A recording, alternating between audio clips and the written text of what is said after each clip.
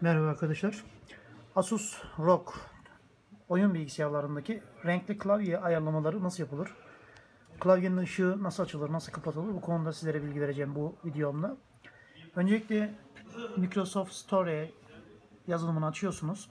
Mağazadan ROG Aura Core yazan bu programı indiriyorsunuz. Bu program ücretsiz. Yüklemeyi yaptıktan sonra programımızı çalıştıralım. Görmüş olduğunuz programımızın arayüzü bu arkadaşlar.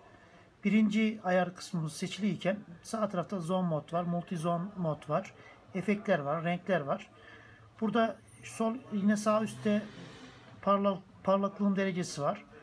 Buralardan yaparaktan multi zone modu dediği klavyeyi çeşitli 4 renge bölüp ışıklandırmasını yapıyor.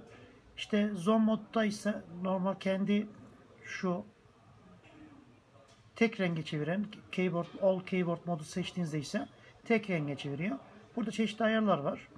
Yine buradaki efekt dediğimiz yerden de klavyenizin nasıl aydınlatılacağına dair sizlere fikirler, işte seçenekler sunuyor.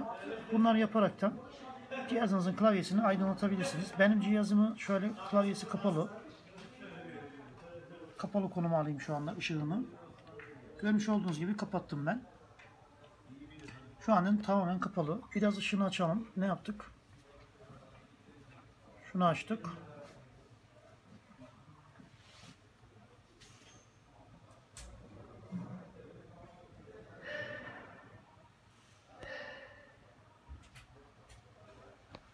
Biraz daha açalım.